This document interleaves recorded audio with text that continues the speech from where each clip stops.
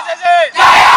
PSSI Jaya! Siapa kita? Indonesia! Siapa kita? Indonesia! Siapa kita?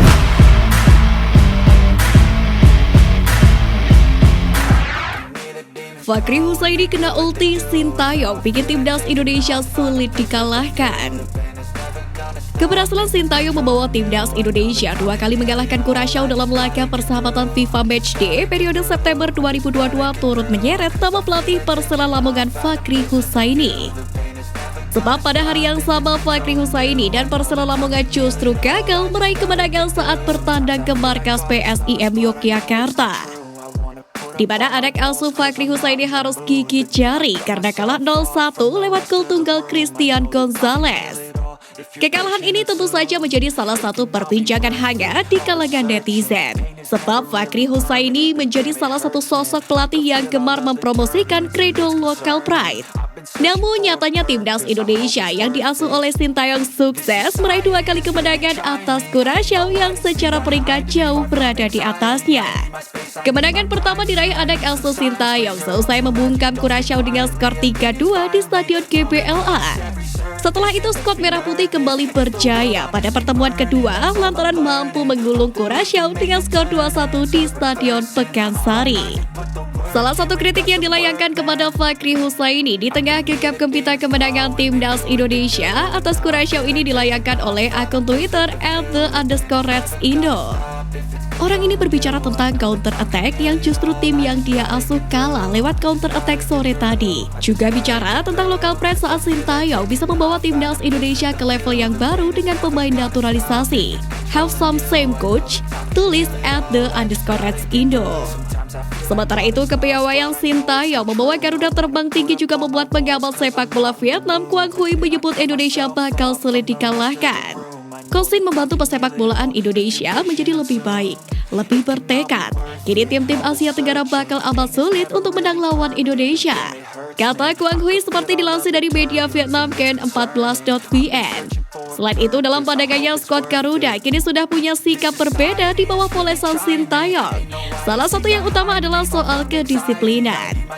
Ia pun melanjutkan setelah melihat aksi skuad Garuda arahan Sintayong di Piala AFF 2020, ia sudah merasa timnas Indonesia akan menjadi pesaing berat Vietnam, yang mana juga dilatih oleh juru taktik Korea Park Hang-seo. 4 perubahan ekstrim timnas Indonesia ala Sintayong. Keberhasilan timnas Indonesia menggulung Kurasaw 2 kali dalam FIFA Matchday tampaknya masih menarik untuk dibahas. Pasalnya, dalam menaklukkan tim peringkat 84 dunia itu, perubahan ekstrim timnas Indonesia juga terlihat dalam pertandingan. Yang pertama, lawan dengan postur tinggi bukan masalah. Dalam 2 pertandingan kontra Kurasaw, timnas Indonesia terlihat sudah tidak menemui masalah melawan tim dengan postur yang lebih tinggi. Di bawah tangan dingin Sintayong, skuad Garuda bisa mengatasi problem klasik tersebut, di mana terlihat mereka bermain lebih luas dan membangun serangan lebih rapi. Tidak sampai di situ saja, skuad Garuda bahkan mampu mencetak gol lewat sundulan Fakhrudin Arianto pada pertemuan pertama kontra Kurasaw. Yang kedua, pemain bisa kendalikan emosi. Dengan skuad rata-rata berisi pemain muda, timnas Indonesia mampu mengendalikan emosi dengan sangat baik. Emosi yang stabil ini juga terlihat saat Juninho Bacuna diganjar kartu merah karena melakukan tackle horor kepada Marcelino Ferdinand. Juninho Bacuna yang tersulut amarah kemudian menendang bola ke tribun penonton yang dibalas dengan lemparan botol. Di sini terlihat para pemain timnas Indonesia mencoba menenangkan penonton yang sudah terlanjur emosi. Yang ketiga, adaptasi taktik berjalan baik. Sintayong membuat para pemain timnas Indonesia beradaptasi dengan taktiknya. Perkembangan ini pun diakui oleh pelatih asal Korea Selatan tersebut dalam konferensi pers pasca laga melawan Kurasaw. Adaptasi terhadap taktik ini menjadi penting demi kesinambungan antara pelatih dan pemain. Yang keempat, stamina meningkat. Pengaturan stamina yang lebih efisien terlihat dalam 2 pertandingan timnas Indonesia kontra Kurasaw. Jika dahulu skuad Garuda kerap kehabisan bensin di seperempat akhir di babak kedua, kini mereka lebih stabil dan bisa bermain 90 menit. Alasan timnas U16 Indonesia bakal permalukan Malaysia. Sebagaimana diketahui, Timnas Indonesia U16 tergabung di grup B kualifikasi Piala Asia U17 2023 bersama dengan Malaysia, Palestina, Guam, dan Uni Emirat Arab. Meski tergabung di grup berat, skuad Garuda Asia memiliki keuntungan. Sebab seluruh laga grup B yang berlangsung pada 1 hingga 9 Oktober mendatang akan digelar di Stadion Pekansari Bogor.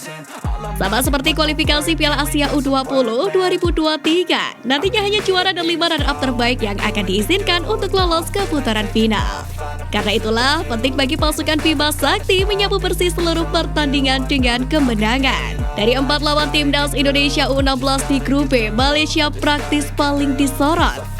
Sebab Indonesia dan Malaysia memiliki rivalitas yang panas khususnya di dunia sepak bola. Saking panasnya pertemuan Timnas Indonesia dan Malaysia dianggap sebagai El Clasico-nya Asia Tenggara. Timnas Indonesia U16 dan Malaysia bakal bertemu di laga pamungkas grup B yang berlangsung pada Minggu 9 September mendatang. Berhubung bentrok di laga pamungkas, tentu hasil di laga tersebut sangat menentukan kedua tim apakah bisa lolos ke putaran final Piala Asia U17 2023 atau tidak. Namun Timnas Indonesia U16 lebih diunggulkan memenangkan pertandingan tersebut. Pasalnya, faktor pertama tentu bermain di kandang sendiri. Skuad asuhan Bima Sakti ini memiliki semangat tinggi ketika mentas di kandang sendiri. Hal itu sudah ditunjukkan Timnas Indonesia U16 saat turun di Piala AFF U16 kemarin yang digelar di Stadion Maguwo Harjo.